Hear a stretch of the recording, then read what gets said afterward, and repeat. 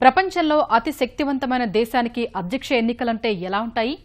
అగ్రరాజ్యానికి హోదాకు తగ్గట్టుగానే ఆ దేశ ఎన్నికల ప్రక్రియ సుదీర్ఘంగానే సాగుతుంది. 2 ఏళ్ల ముందే మొదలయ్యే ఈ ప్రక్రియ ద్వారా అధ్యక్ష పదవికి సరితూగే వ్యక్తి ఎవరన్నది తేలుతుంది. ఈసారి ఎన్నికల బరిలో డెమోక్రాట్ల తరఫున హిల్లరీ క్లింటన్, రిపబ్లికన్ల తరఫున డొనాల్డ్ ట్రంప్ రంగంలోకి దిగుతున్నారు.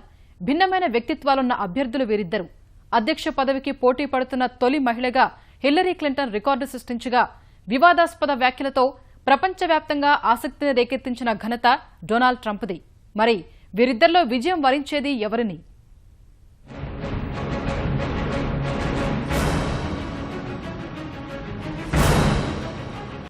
అమెరికా అధ్యక్ష ఎన్నికల బరిలో రిపబ్లికన్ల తరఫున రంగంలోకి దిగుతున్నారు వ్యాపార దిగ్గజం డొనాల్డ్ జాన్సన్ ట్రంప్. పార్టీ తరఫున నామినేషన్ను స్వీకరించిన ఆయనే ఇప్పుడు ప్రపంచమంతా చర్చనీయాంశం.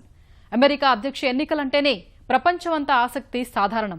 ట్రంప్ అభ్యర్థిత్వంతో ఆసక్తి కాస్తా ఉత్కంఠగా మారింది.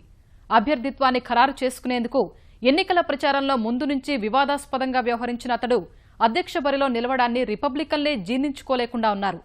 ఎన్నికల ప్రచారంలో భాగంగా ఆయన చేసిన ప్రసంగాలు సొంత పార్టీ వారిని ఇరకాటంలో పెట్టడమే ఇందుకు కారణం.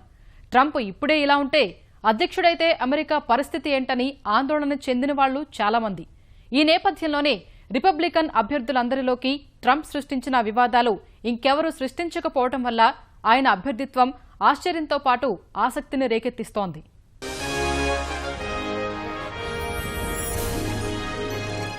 డొనాల్డ్ ట్రంప్ ఇప్పుడు ప్రపంచంలో పరిచయం అవసరం లేని మనిషి. అగ్రరాజ్యం అధ్యక్ష ఎన్నికల బరిలో ఓ జోకర్లా ప్రవేశించి హీరోగా మారిన వ్యక్తి. మొదట్లో అంతా ఈయన్ని ఆషామాషిగా అనుకున్నారు. అంతలోనే వరుస వివాదాలు, పరుష వ్యాఖ్యలతో కొరకరాని కొయ్యలా మారాడు. అందుకే దాదాపు ఏడాదిన్నర ప్రచార పర్వంలో ఇంతింతై అన్నట్లు ఒక్కొక్క మెట్టే ఎక్కిన అతడి ప్రయాణాన్ని ప్రపంచమంతా ఎంతో ఆసక్తిగా గమనిస్తోంది.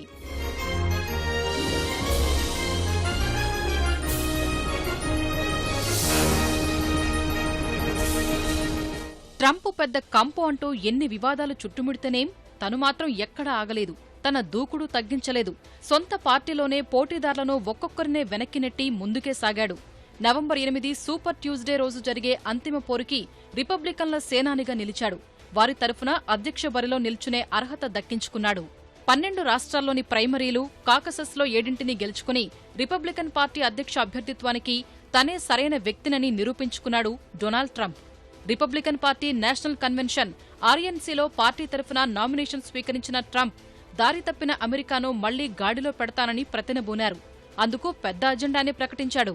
శాంతి భద్రతలు పునరుద్ధరిస్తానని హామీ ఇచ్చిన ట్రంప్ ఉగ్రవాదానికి తావు లేకుండా చేస్తానని బల్లగుద్ది చెబుతున్నాడు. అదే సమయంలో ఒబామా, హిల్లరీ క్లింటన్ విదేశీ విధానంపై విమర్శలతో విరుచుకుపడిన ఈ 70 ఏళ్ల వ్యాపార దిగ్గజం తనకు ప్రపంచం కంటే అమెరికానే ముఖ్యమని తేల్చి చెప్పారు.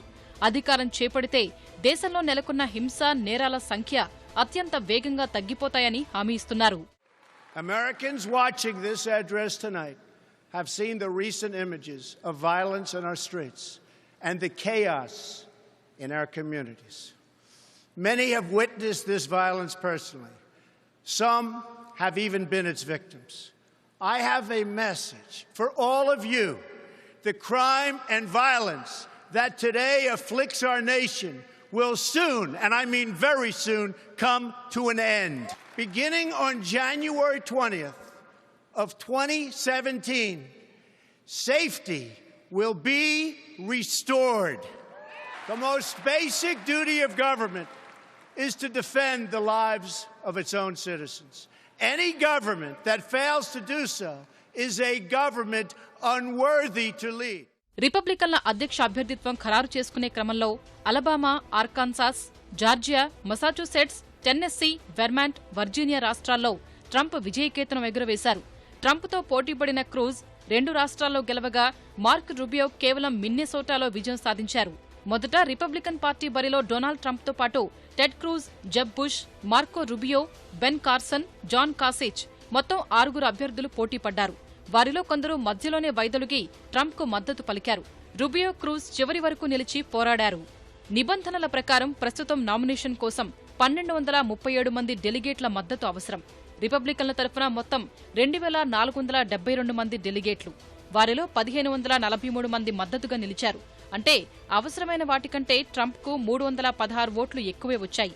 ఇతర రిపబ్లికన్ అభ్యర్థులతో పోలిస్తే ట్రంప్ ఇంత స్పష్టమైన ఆధిక్యంలో ఉండడం వల్ల ఆయనకే అభ్యర్థిత్వం దక్కింది. నిజానికి ట్రంప్ వివాదాస్పద వ్యక్తిత్వం కారణంగా ఆయన్ను అభ్యర్థిత్వానికి దూరంగా ఉంచాలని భావించింది రిపబ్లికన్ పార్టీ. కానీ డెలిగేట్లు ఆయన వైపే మొగ్గు చూపిన కారణంగా పార్టీ కూడా ట్రంప్ నామినేషన్నే ఖరారు చేయాల్సి వచ్చింది. కానీ అతను క్యాంపెయిన్ చేసే పద్ధతి కానీ, అతను లేవనెత్తుతున్న అంశాలు కానీ రాజకీయ పరిశీలకుల అభిప్రాయంలో, నా అభిప్రాయంలో కూడా చాలా అథారిటేరియనిజం, నిరంకుశ ధోరణులని ప్రదర్శిస్తోంది ఇంతవరకు. ఇంతకుముందు ఇంకా కొన్ని వార్తా ప్రసార మాధ్యమాల్లో కనపడుతున్న కథ ప్రకారం అతన్ని ముసోలినితోనూ హిట్లర్తోనూ పోలుస్తున్నారు. మరి ఇది ప్రపంచానికి, ముఖ్యంగా చాలా స్వేచ్ఛాయుత అమెరికాకి పెద్ద గొడ్డలి పెట్టుగానే తయారవ్వచ్చు. అది ఒక నెగటివ్ రిమార్క్ డొనాల్డ్ ట్రంప్ మీద. ఇప్పటి వరకు రిపబ్లికన్ పార్టీ తరఫున 18 మంది అధ్యక్షులుగా ఎన్నికయ్యారు. అబ్రహం లింకన్ మొదలు జార్జ్ డబ్ల్యూ బుష్ వరకు అంతా రిపబ్లికన్ పార్టీ తరఫున బరిలో దిగిన వారే. కాకపోతే వీరందరిలో భిన్నమైన వ్యక్తిత్వం డొనాల్డ్ ట్రంప్. అసలు ఈయన అభ్యర్థిత్వమే ఆశ్చర్యం అనుకుంటే అందులో చివరికంటా పోరాడే నిలవటం మరో సంచలనం. నామినేషన్ లభించటమే అది చాలా ఆశ్చర్యకరమైన విషయం. ఎందుకంటే మొదలుపెట్టినప్పుడు డొనాల్డ్ ట్రంప్ని ఎవరూ సీరియస్గా తీసుకోలేదు. డొనాల్డ్ ట్రంప్ ఏమిటి, గెలవటం ఏమిటి, అమెరికా అధ్యక్షుడిగా ట్రంప్ రావటం ఏమిటి అనేటటువంటి అనుమానాలన్నీ వెలిబుచ్చిన వాళ్ళకి క్లీవ్లాండ్లో పార్టీ నామినేషన్ని సంపాదించుకున్న డొనాల్డ్ ట్రంప్ ఒక గొప్ప ప్రశ్నార్థకమైనటువంటి వ్యక్తి.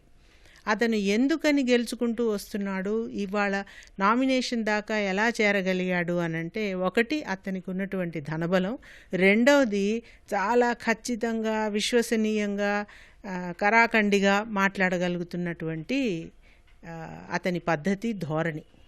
అభ్యర్థిత్వం ఖరారు ప్రచారం సందర్భంగా ట్రంప్ నోటి దురుసు ఆయనకెంత చెడ్డ పేరు తెచ్చిందో అదే సమయంలో తన గ్రాఫ్ను అంత పెంచింది. కొన్ని అంశాలపై ట్రంప్ అభిప్రాయాలు వివాదాస్పదమైనా ప్రపంచవ్యాప్తంగా నెలకొన్న సమస్యలపై స్పందించిన తీరు ఆయనకు కొత్త అభిమానుల్ని తెచ్చిపెట్టింది. ఐసిస్ ఉగ్రముక్కని అంతం చేస్తానని ఆయన చేసిన వ్యాఖ్యతో భారత్లోనూ ట్రంప్కు అభిమానులు పుట్టుకొచ్చారు. అధ్యక్ష ఎన్నికల్లో ఆయన గెలవాలంటూ పూజలు చేయడమే కాదు, పుట్టినరోజున ట్రంప్ పోస్టర్కు కేకు కూడా తినిపించి అభిమానాన్ని చాటుకున్నారు.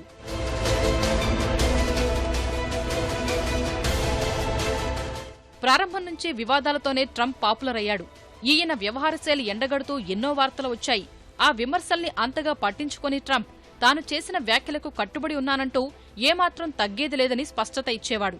ఆ పైన తప్పంతా మీడియాదే అంటూ అమెరికన్ మీడియా నిజాలు తెలిసి తప్పులు రాస్తోందంటూ విమర్శించాడు. అసలు మీడియాలో ఉన్నంతగా కుటిల మనస్కులు ఇంకెక్కడా కనపడరని మరో బాంబు పేల్చాడు. తాను చేసిన వ్యాఖ్యలపై ఒక్కోసారి పశ్చాత్తాపడినప్పటికీ నిజానికి అలా మాట్లాడడం వల్లే ఫలితాలు అనుకూలంగా వచ్చినట్టు భావిస్తున్నానని చెప్పడం నోటి దురుసుపై తను పెట్టుకున్న నమ్మకాన్ని చెప్తుంది. అలా అని అన్ని వేళలా అదే చేయలేదు. ఒక్కోసారి విమర్శలు శృతిమించితే వెనక్కి తగ్గడమూ అలవాటు చేసుకున్నాడు. ఇందుకు ఉదాహరణే చైనాపై చేసిన వ్యాఖ్యలు. అప్పట్లో ఒకసారి చైనాను అయితే అక్రమమైన వాణిజ్య విధానాలతో వేధిస్తూ అమెరికాపై అత్యాచారం చేస్తోందని ఘాటు విమర్శలు చేసి వివాదం సృష్టించారు. ప్రచారంలో భాగంగా ఇండియానా బహిరంగ సభలో చైనాతో పెరిగిపోతున్న తమ దేశ వాణిజ్య లోటును అత్యాచారంతో పోల్చారు. ప్రపంచ విపణిలో తమ ఎగుమతులు ఇతరుల కంటే మెరుగ్గా ఉండేందుకు కరెన్సీ విలువలో చైనా మార్పులు చేసుకుంటోందని ఆరోపించారు. చైనాపై వ్యాఖ్యలతో విమర్శలు వెల్లువెత్తడం వల్ల వెనక్కి తగ్గిన ట్రంప్ కోపం చైనాపై కాదని సామర్థ్యం లేని తమ ఇదివరకటి నేతలపైనేనని చెప్పి నాలుక మడత వేశారు. అయినా చైనాలో తయారీదారులు రకరకాల హావభావాలతో ఉన్న ట్రంప్ టాయిలెట్ పేపర్లు తయారు చేసి తమ మంట చల్లార్చుకున్నాయి. అలాగే విదేశాంగ విధానాల విషయంలోనే కాదు, మహిళల విషయంలోనూ ఆయన నోరు పారేసుకున్నారు. మహిళల గర్భస్రావంపై సంచలన వ్యాఖ్యలు చేశారు. ఈ మధ్యకాలంలో అబార్షన్లు చేయించుకునే మహిళలు ఎక్కువయ్యారు. నియంత్రించాలంటే ఆ మహిళలకు ఎంతో కొంత శిక్ష మాత్రం పడాలని వ్యాఖ్యానించడం సంచలనం రేపింది. ఈ వ్యాఖ్యలపై తీవ్రంగా విమర్శలు రేగడం వల్ల ట్రంప్ కాస్త వెనక్కి తగ్గి గర్భస్రావం చేసేవారిని శిక్షించాలని మహిళల్ని కాదంటూ మాట మార్చాడు. మితిమీరినటువంటి మితవాద భావాలు కలిగినటువంటి వాళ్ళలాగా కనపడుతూ ఉన్నది. బాహాటంగా తెల్లవారు కానటువంటి వాళ్ళు అమెరికాలో ఉండటానికి వీల్లేదు అని ఆయన చెప్పటం అన్నటువంటిది ప్రపంచంలో ఉన్నటువంటి అభ్యుదయ భావాలు కలిగినటువంటి వాళ్ళందరినీ కూడా ఒక్కసారి ఉలిక్కి పడేటట్టు చేస్తూ ఉన్నది. అంతేకాకుండా ఈయనకి మహిళలన్నా చిన్న చూపే, ఎలాగో అమెరికాలో ఉన్నటువంటి నల్లవాళ్ళంటే చాలా హీనంగా చూడటం అన్నటువంటి జరుగుతూ ఉంటుంది ఆయన దృష్టిలో. మరి ఎల్జీబీటీ వాళ్ళను కూడా ఆయన చిన్నచూపు చూడటం అన్నటువంటి జరుగుతూ ఉంటుంది. ఎలాంటి కరుడుగట్టినటువంటి సంకుచిత భావాలు కలిగినటువంటి వ్యక్తి అధ్యక్షుడిగా ఎన్నికైతే ప్రపంచం ఏమవుతుంటుందో అనేటువంటిది మేధావుల్లో కలిగిస్తున్నటువంటి తలెత్తిస్తున్నటువంటి ఒక పెద్ద ప్రశ్న. ట్రంప్ వ్యాఖ్యల్లో జాతి వివక్ష, మహిళలపై వ్యతిరేకత ప్రముఖంగా కనిపిస్తాయి. ముస్లింలు, భారత్, మెక్సికో పైన ట్రంప్ తరచూ నోరు పారేసుకున్నారు. అమెరికాలో పెరిగిపోతున్న మెక్సికన్ల వలసలు ఆపేందుకు సరిహద్దులో అడ్డుగోడ కట్టాలంటూ ట్రంప్ చేసిన వ్యాఖ్యల కారణంగా ఆ దేశ ప్రజల్ని ఆందోళనకు గురిచేశాయి. ముస్లింలను అమెరికాలోకి అడుగుపెట్టనివ్వబోనని ట్రంప్ చేసిన వ్యాఖ్యలతో గల్ఫ్ ముస్లిం దేశాలు ఇప్పటికే మల్లగుల్లాలు పడుతున్నాయి. మరోవైపు ఉత్తర కొరియా అధినేత కిమ్ జాంగ్ ను అంతం చేస్తానని గతంలో చేస్తున్న వ్యాఖ్యలతో మరో వివాదం సృష్టించారు. అమెరికా ఇతర దేశాలకు సైనిక సాయం అందజేస్తున్న అంశంపైన ట్రంప్ భారీ స్థాయిలోనే విరుచుకుపడ్డారు.